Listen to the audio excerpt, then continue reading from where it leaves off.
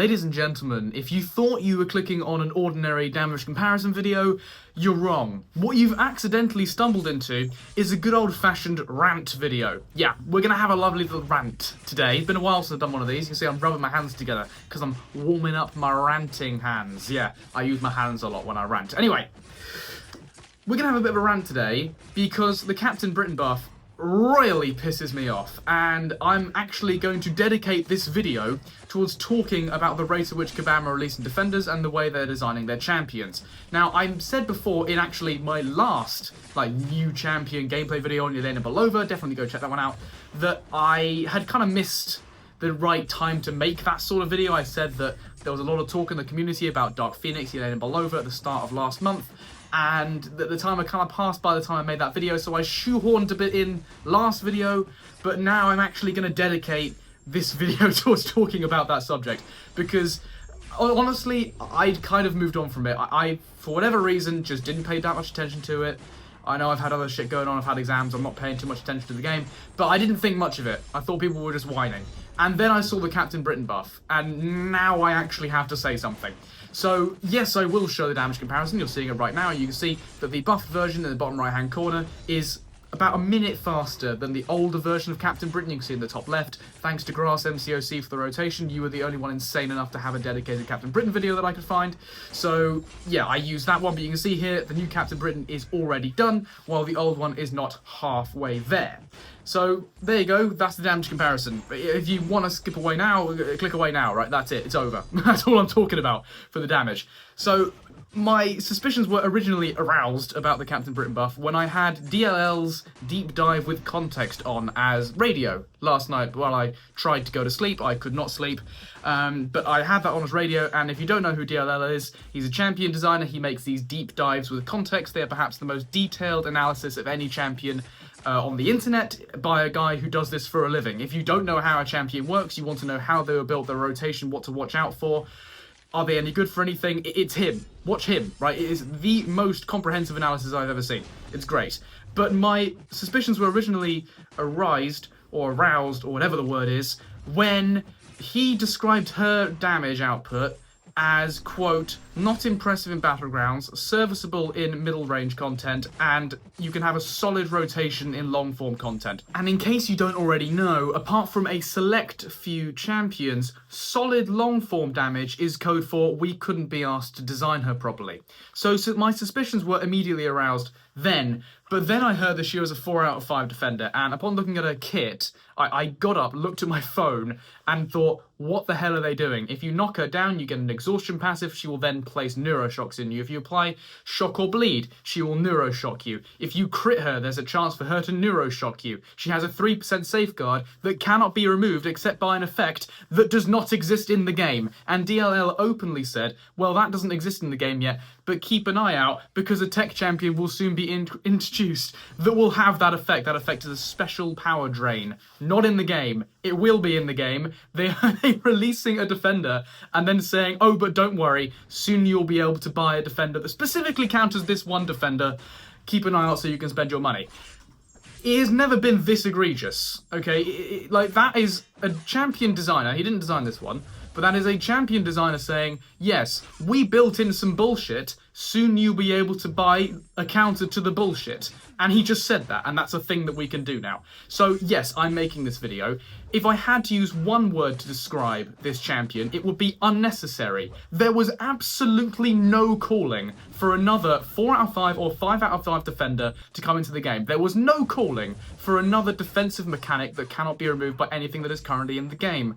There was no reason for this champion to be buffed in the way they have been buffed. There is a lot more design space for a mutant champion to do more stuff offensively. I don't care. If she actually had ridiculous long-form damage, which she doesn't, she has at best serviceable long-form damage, and maybe even if she has some application, say, in story content, if she has some application in the new Alliance War map, you know, that you're trying to have this experimental season, maybe introduce a champion that will thrive in there. No, you have one that thrives on defense, or you can have one that thrives in battlegrounds, all right? I know that's a cliche design nowadays is you have a champion that just takes everything down in 20 seconds. I understand if that's not something you want to do every single time, but you could have more offensive application. As you're going to see as we go through 5.1.6, as I always do. Sorry, did I say we're doing that, by the way?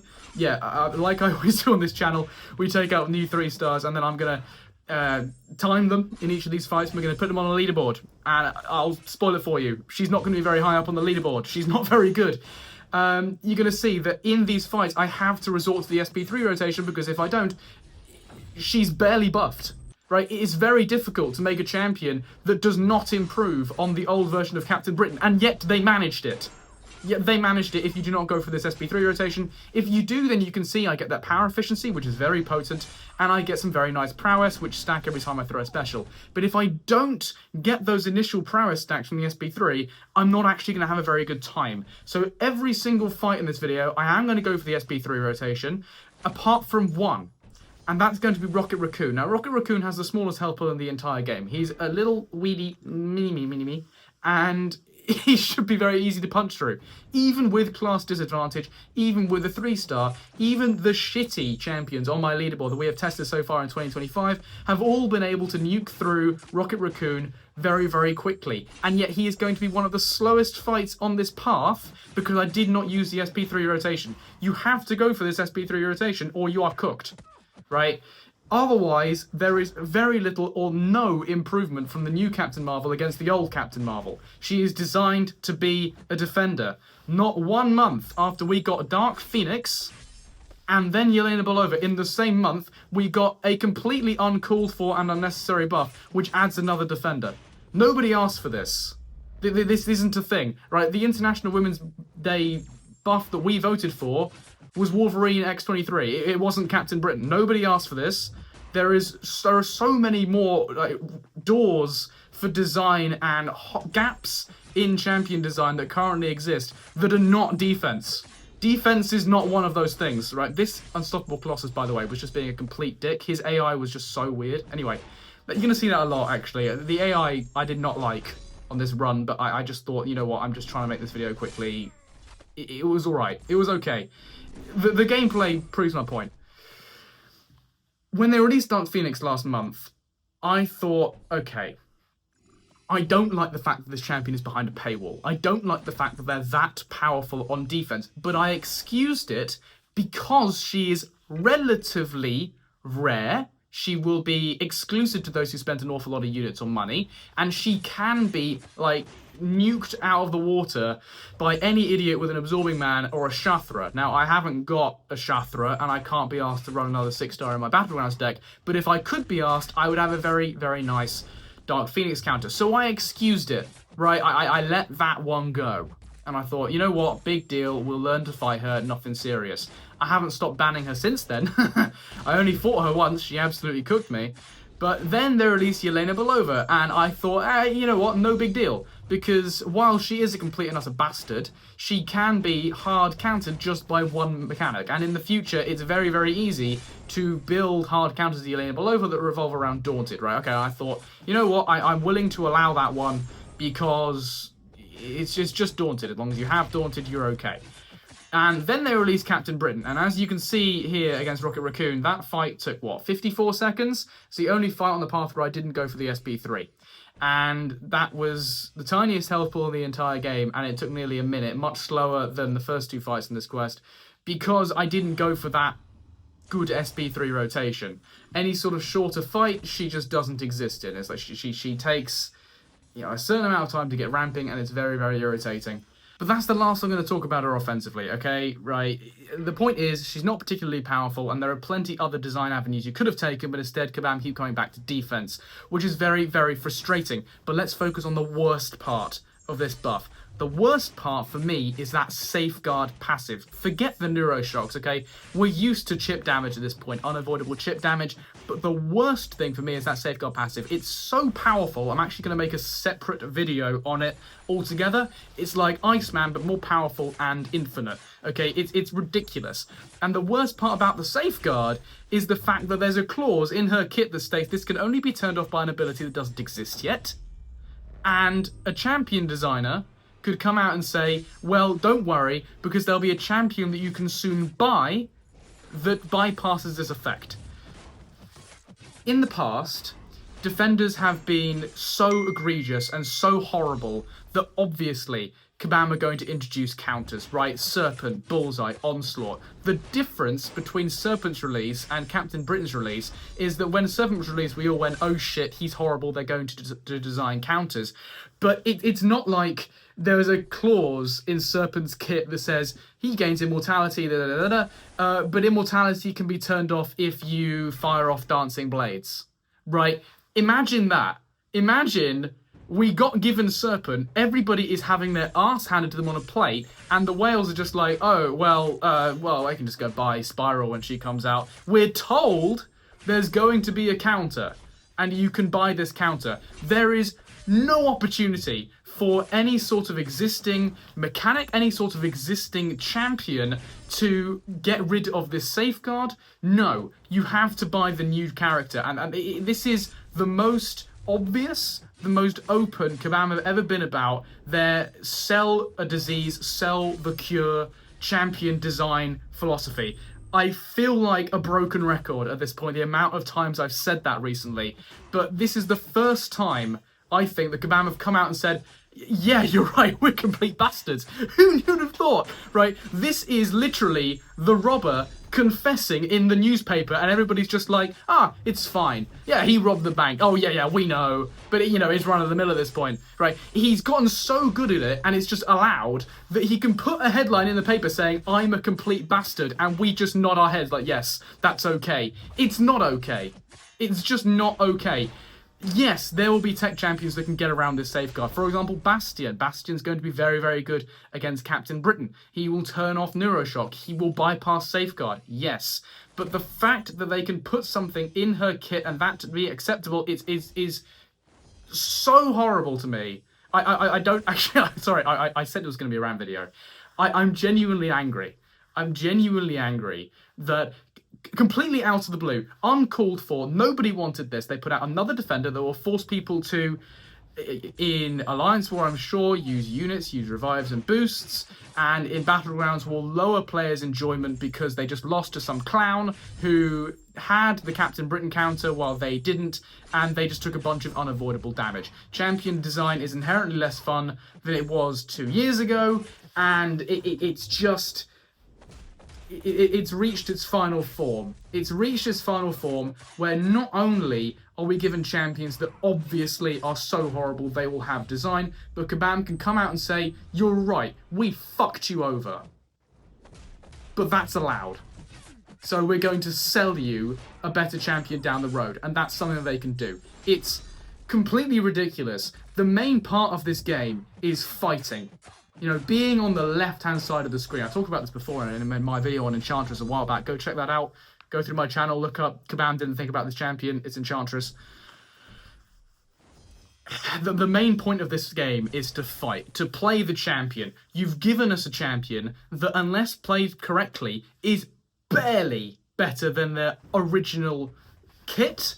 And when they are played correctly in their perfect scenario, they're barely above average. You are not giving us anything new and exciting. Frankly, nobody, very few people are going to play Captain Britain offensively. Instead, you've given us a tool to screw over each other and actively lower our enjoyment of the game.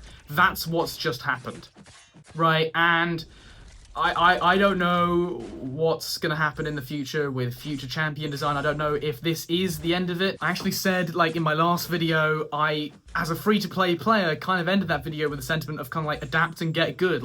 Maybe we've had Arnim Zola, we've had Elena Belova, we've had Dark Phoenix. Maybe this is just the structure we have to get used to when we get really shit defenders in the first half of the year and then their counters in the second half of the year. And it's up to us to adapt and get good and make the best of it while we can before these counters get released. I'm going to pause my rant here. This is actually a really good showcase of the safeguard. I thought I was cooked there from the SB3. I only took 3% health, and I could tank another one if I wanted to. Sorry. Post-editing Matthew here. What I'm about to say is very wrong. What I'm about to say is wrong. Captain Britain is bugged, obviously, because... we've had a new update, we've had a bullshit defender. It's Kabam bingo, let's have a bug. Yeah, so we've ticked all the bingo boxes now. She is supposed to lose her safeguard for 20 seconds after use as an attacker. It's only as a defender where it remains. It can only be removed by this stupid special power drain effect. So what you're about to see in this quest, actually, you may already have seen it. You're certainly going to see it against the boss, where I'm able to tank multiple hits with this safeguard with no cooldown. That's not supposed to happen. It's a bug. It's supposed to go on cooldown for 20 seconds. It's supposed to save you once. So what I'm about to say is very wrong. Please look past it and enjoy the video. It's still there. It's infinite, right? It doesn't go away unless you have this stupid special power drain. But anyway, that's for another video. Let's go back to the rant. And I left that video on kind of like adapt and get good. These defenders are in the game, nothing we can do, and maybe we'll see counters at the end of the year. Maybe that's the end of the defenders. I am no longer interested in that sentiment. I am steadfastly of the belief that Kabam will, at every possible opportunity, introduce new defenders that disadvantage existing champions, that force open design avenues, and ignore all of the potential creativity that does exist within potential champion design. Look at the latest champions that have entered the contest. I can't remember their names. They've got some ridiculous names. But there are so many interesting ways to make champions difficult. Champions like Kindred and Arcade, or the latest Cosmic Champion to enter the game. I do not know her name, but she has some very interesting mechanics about spacing around the map. There are so many ways of making champions interesting and difficult to fight, right? They exist, and they're just not being used. Instead of putting in the effort and allowing older champions to thrive, instead of making sure that people buy the pre-release bundles, Kabam are instead choosing to deliberately screw over people and then say they've screwed you over, right? Captain Britain could have been cool. Captain Britain could have actually had a place on defense that was balanced and allowed existing characters to thrive while testing the player's skill. That option has been denied. Kabam turned that option down in favour of an RPG-focused route with the way you deal with Captain Britain. It's not cool. It is not on. Right, and it is at its most egregious as ever. Right, yes, this philosophy has existed for years. It has never been this prevalent. It has never been this open, obvious, displayed by Kabam, right? It has never been this bad. And you can see here, actually, again, that safeguard coming in clutch. I would 100% be dead at this point with all the hits I've taken, but no, she is able to survive. And now, even with the bleed ticking me down, Archangel goes away. I say away deliberately. He goes to heaven, where I would rather be right now instead of having to deal with all these defenders. Right, I'm going to cut away to the leaderboard. God help me. Yeah. Like, was that surprising to anyone? No? Fuck this, man. It's just ridiculous. I can't be